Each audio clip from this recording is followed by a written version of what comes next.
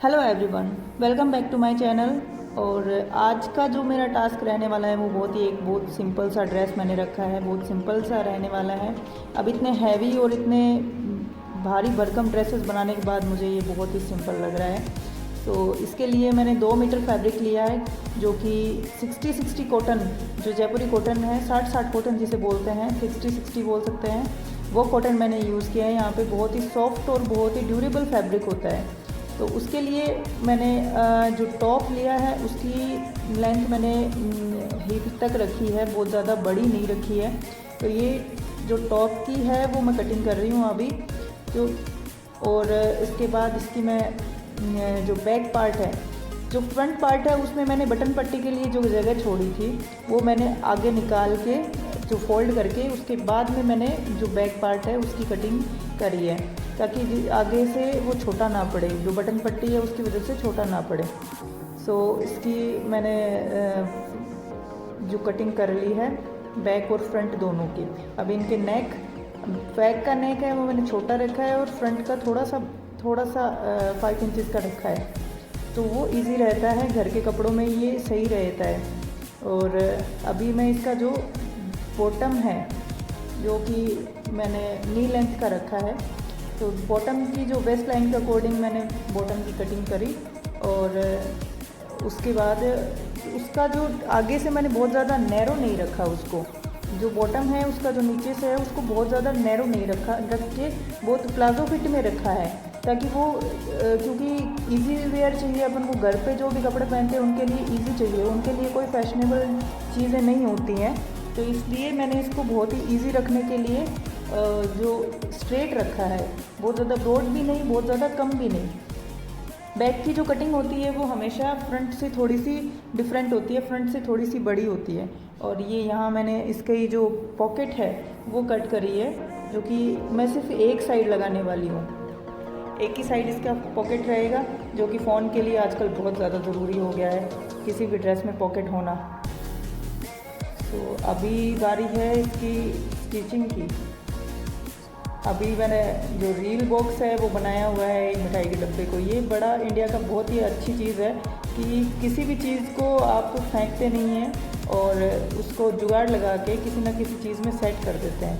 आज मेरी नई मशीन का पहला दिन है, तो आज ये थोड़ी सी बदमाशी कर रही थी, थोड़ा सा ये कभी धागा तोड़ रही है, कभी सुई तोड़ रही है, कभी कुछ हो रहा है, कभी कुछ हो रहा है। तो इसको सेट होने में थोड़ा टाइम लग रहा है। अब जैसे इसको मेरी आदत हो जाएगी ये सही हो जाएगी।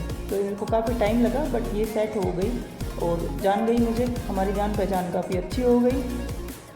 फ्रंट को जो बटन पट्टी के लिए मैंने जो एक्स्ट्रा कपड़ा लिया था उसको मैंने बटन पट्टी नहीं बना के और फ्रंट में जो है वो फुली स्टिच कर दिया है, जिससे क्या एक तो बटन पट्टी की दिक्कत नहीं रहेगी, एक वो बल्जीनेस नहीं आएगी उस चीज़ में, क्योंकि वो 4 बार फोल्ड हो जाता है कपड़ा तो वो थोड़ा मोटा हो जाता है। तो उसके बाद मैंने कंधे से कंधा जोड़ा और मेरे नेक की बारी आ गई। नेक मैंने इसमें बनाया बहुत ही सिंपल और बहुत ही सोबर नेक बनाया।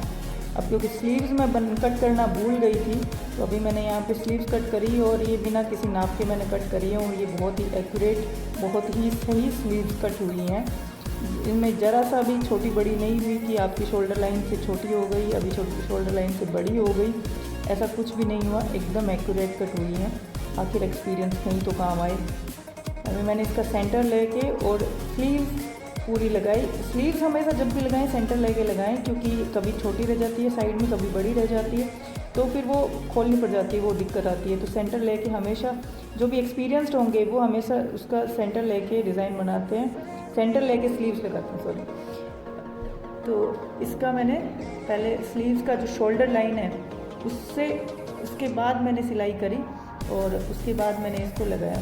अभी नेक की बारी आ गई, तो नेक में मैंने कोई बहुत भयंकर डिज़ाइन नहीं डाला है। नेक मैंने बहुत ही सिंपल, प्लेन और एलिगेंट सा रखा है, जो ज़ीरो नेक भी नहीं है और बहुत ज़्यादा ब्रॉड भी नहीं है, क्योंकि इजी रहता है, घर के कपड़ों में ये ज़्यादा सही रहता है। और इसके लिए मैंने इसकी फिनिशिंग करी है। नेक की जो पट्टी रहती है हमेशा 22 पट्टी कटती है राउंड नेक के लिए, और फिर उसको सिंगल सिलाई देने के बाद, उसको सिंगल अटैच करने के बाद में उसको फोल्ड किया जाता है। अगर उसको डबल करके फोल्ड करेंगे तो वो मोटा हो जाता है कपड़ा, और वो फिर आपके आउटफिट पूरा नेक लाइन होती है वो ख़राब कर देती है। किसी भी आउटफिट की जो नेक लाइन रहती है उसकी टॉप लाइन होती है, सबसे टॉप की लाइन उसकी नेक लाइन ही होती है। जो भी अपन का टॉप का जो पार्ट रहता है अपर बॉडी पे जो भी वेयर करते हैं उसकी जो टॉप की लाइन होती है वो नेक लाइन होती है। तो उसमें फिनिशिंग आना ज़रूरी है, क्योंकि वो फेस के जस्ट बाद में आपकी वही लाइन दिखनी होती है, तो इसलिए उस लाइन में फिनिशिंग देना ज़रूरी होता है। उसमें बहुत ज़्यादा मोटा और ओड नहीं दिखना चाहिए। और ये हो रही है हेम लाइन की स्टिचिंग।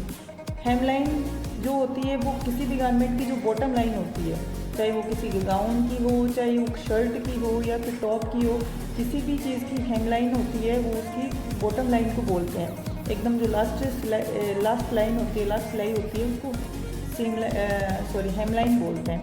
और हेम लाइन ऐसे ही जो राउंड में होती है उसमें हमेशा सिंगल सिलाई देने के बाद में और उसको डबल सिलाई दिया जाता है, ऐसे वो कंट्रोल नहीं आती है। तो बॉटम पार्ट के लिए जो पहले हैं वो, अब क्योंकि बेल्ट में मेरी छोटी सी पट्टी कम पड़ गई थी तो फिर मैंने पहले उसको कनेक्ट किया है। उसके बाद बारी आई है पॉकेट की। तो पॉकेट भी मैंने बिना नाप के कट किया और बिना नाप के जोड़ दिया और वो बहुत ही एक्यूरेट आई। ये मुझे बहुत सही लगता है कि आपको बार बार में मेज़र करने की ज़रूरत नहीं होती। एक एक्सपीरियंस के बाद में आपको मेज़र करने की ज़रूरत नहीं होती है। वो आपके हाथ अपने आप ही उस तरीके से चलते हैं, उस तरीके से सिलाई होती है जैसे आप करना चाह रहे हो। साइड की सिलाई मैंने पॉकेट के साथ में साइड की सिलाई दी है, और ये मजबूत करना बहुत ज़रूरी होता है। जैसे कि बॉटम जो रहती है, जो भी पैंट या फिर प्लाजो या कुछ भी रहता है, उसकी सारी सिलाई मजबूत करना ज़रूरी रहता है, क्योंकि उठना बैठना रहता है, दौड़ना भागना होता है, कहीं भी जाना आना हो, कुछ भी हो, तो वो बॉटम पार्ट पे बहुत ज़्यादा प्रेशर रहता है। उठ बैठ में ज़्यादा जो आसन का जो एरिया रहता है उसमें उस सिलाई में प्रेशर रहता है, तो उस वजह से उसको मजबूत करना, उसको डबल सिलाई करना बहुत ज़रूरी होता है। ये मैंने यहाँ पे जो बॉटम की, यानी जो मेरा जो भी बॉटम रहने वाला है उसकी मैंने हेम लाइन है उसमें थोड़ा सा ट्विस्ट दिया है, उसमें हल्का सा डिज़ाइन डाला है और कपड़े को ऑन फोल्ड करके मैंने उसको स्टिच किया है, ताकि वो थोड़ा सा डिज़ाइन लगे, उसका पूरा प्लेन गारमेंट ना दिखे और नीचे की लाइन थोड़ी अजीब ना लगे, तो वो थोड़ा सा अलग लगे, उस वजह से। अभी आई बेल्ट की बारी। तो बेल्ट के लिए मैंने इलास्टिक नहीं डाल के और नाड़ा डाला है, क्योंकि घर के कपड़ों में मुझे इलास्टिक पसंद नहीं है, क्योंकि इलास्टिक का नेचर रहता है वो श्रिंक होने का रहता है। जब भी आप खाना खाते हो या आप लंबे टाइम तक बैठे हो या फिर लंबे टाइम तक सो रहे हो तो वो श्रिंक होता रहता है, तो वो उसकी वजह से कई बार हेडेक भी शुरू हो जाता है। बहुत से लोगों को समझ में नहीं आता है, बट जो भी इलास्टिक का जो एरिया रहता है उसकी वजह से जो हेडेक है, वो इरिटेशन, फ्रस्ट्रेशन, वो सारी चीज़ें होती हैं अगर आपका वेस्ट लाइन टाइट हो तो इसलिए मुझे ये नाड़ा पसंद है, ताकि ये इजी रहे और मैं इसको आसानी से लूज़ टाइट कर सकूं। तो इसको ओपन रखने के लिए, उसको ओपन करने के लिए मैंने इसकी आई बनाई है, जैसे हुक की आई बनाते हैं वैसे आई बनाई है, एकदम जैसे रेडीमेड पजामा जो आते हैं उनके नाड़े आते हैं उस तरीके से मैंने इसकी आई बनाई है। तो उसकी आई बनाने के बाद में मैंने इसमें नाड़ा डाला और मेरा बॉटम भी तैयार हो गया और टॉप भी तैयार हो गया, और दोनों में मुझे बहुत ही कम टाइम लगा है। सिर्फ 25 मिनट में मैंने पूरे गारमेंट तैयार कर लिए, दोनों ड्रेस है वो तैयार कर ली। अब आई इस्त्री की बारी। अब इस्त्री और इस्त्री दोनों में एक सिमिलैरिटी है, दोनों जब गर्म हो जाती हैं तो सारी सलवटें निकाल देती हैं, फिर चाहे वो गुस्से से गर्म हो चाहे लाइट से। तो ये मेरा पूरा आउटफिट है। कैसा लगा ज़रूर बताएं। बहुत ही सिंपल और सोबर मैंने इसको रखा है, कोई बल्जीनेस नहीं है, कहीं कोई कपड़ा इकट्ठा नहीं हो रहा, कहीं कोई इरिटेशन नहीं है, कहीं कोई टाइट नहीं है, और बहुत ही इजी रहता है। आप घर के बाहर पहन सकते हैं, घर पे पहन सकते हैं, आप आराम से घूम फिर सकते हैं, पहन के आप सो भी सकते हैं। तो बहुत ही अच्छा लगा मुझे। आपको कैसा लगा ज़रूर बताएं और चैनल सब्सक्राइब करें। तो थैंक यू।